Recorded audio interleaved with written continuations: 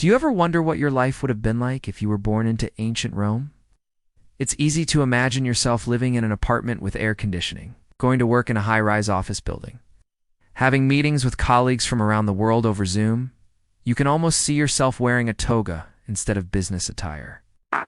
But still drinking coffee and eating pizza, right? Not quite. Welcome to my channel.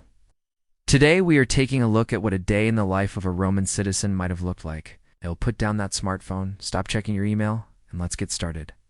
The year is 80 AD. The place is Rome, capital of the Roman Empire, home of over 1 million people. It's also one of the most densely populated cities in the ancient world. It's a bustling metropolis, filled with shops, merchants, public buildings, and monuments, and it's loud, smelly, dirty, but for many, it's home. Our protagonist is Marcus, a 30-year-old Roman male who is a small business owner. He owns a shop that sells pottery, marble statues, and other household goods. He lives in an apartment in the middle of the city with his wife Julia and their 2 kids, a boy of 6 and a girl of 4. Marcus wakes up before sunrise, makes sure the oil lamp is lit, and begins his morning ritual. In ancient Rome, most people didn't use soap or toothpaste, so the first order of business was to wash your body with cold water and scrape off any dirt or dead skin.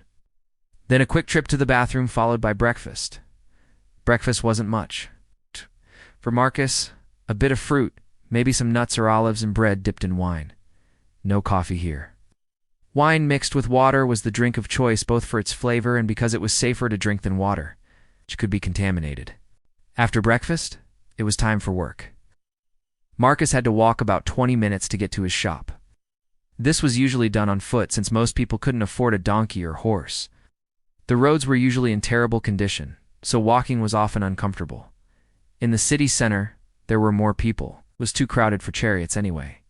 There were all kinds of people here: merchants pushing carts, slaves pulling carts or carrying baskets, soldiers on their way to the barracks, senators heading to the forum, and men of leisure enjoying the sights and sounds of the city. Upon arriving at his shop, Marcus would open it up, unlock the door, and make sure everything was ready for the day. Maybe he'd restock his wares, organize the shelves, or fix something that needed repairing. At this point, an enslaved person would arrive to help him during the day. Together, they would run the shop, sell goods, and try to make a profit. During the day, Marcus would take breaks to eat. Usually he would bring food from home, but sometimes he would buy a snack from a street vendor. In the markets, there would be all kinds of food for sale: fresh fruits and vegetables, cheese and meats.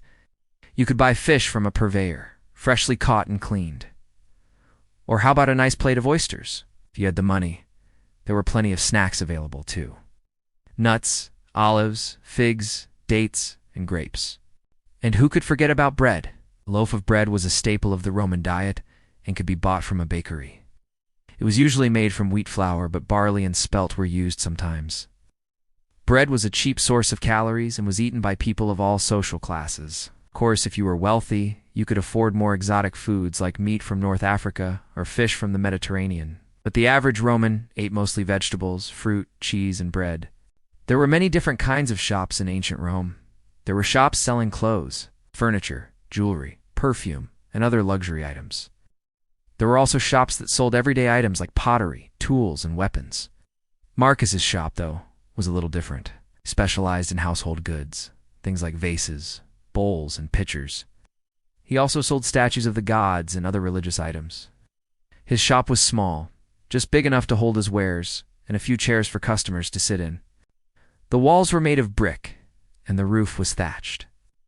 As the day wore on, more customers trickled in. Marcus would greet them warmly and try to get them to buy something. Some were wealthy aristocrats looking for a gift.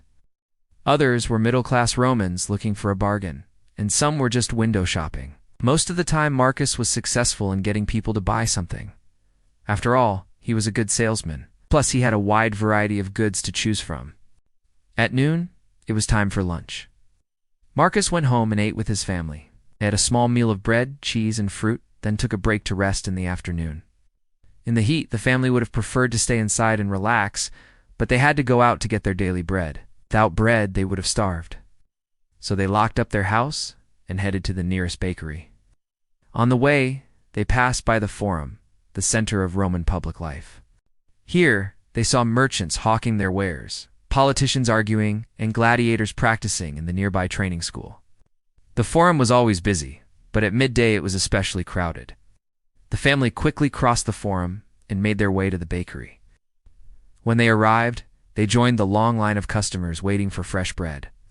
The baker was working hard, taking loaves out of the oven and putting them on the counter. Finally, it was their turn. Marcus handed over the money and took the bread. Then the family continued on their way. They walked through the crowded streets until they reached the bakery. The smell of fresh bread was too good to resist, so they went inside. They bought a loaf of bread and some pastries, then headed home. Back in the apartment, they ate their fill and rested. The children went to sleep while Marcus and Julia talked about their day. As the evening approached, the family got ready to go out again. They put on their finest clothes, combed their hair, and put on sandals. They were going to the theater to watch a play. The theater was one of the most popular forms of entertainment in ancient Rome. People of all ages and social classes enjoyed watching plays, comedies, tragedies, and historical dramas. The Romans loved their theaters so much that they built several theaters throughout the city. The largest was the Theater of Pompey, which could seat up to 5,000 spectators. The family arrived at the theater and found a good spot to watch the play. The performance was excellent, and the children were enthralled. When it was over, they gave the actors a standing ovation. After the theater, the family stopped by a tavern for a glass of wine. The children went to sleep while Marcus and Julia talked to some friends. Later, the couple took a stroll through the city. They passed by the Colosseum, where gladiators were practicing for the next day's games. They also saw a group of street vendors selling their wares. Finally, they returned home. It had been a long day, but Marcus was content. He had worked hard, played hard, and now it was time for bed. As he lay down next to Julia, he thought about how lucky he was to live in Rome. Sure, it was a tough city, but it was also full of opportunity. With a deep breath, Marcus closed his eyes and slept. Thank you for watching. You think you would have liked life in ancient Rome? Let us know in the comments below. And don't forget to subscribe.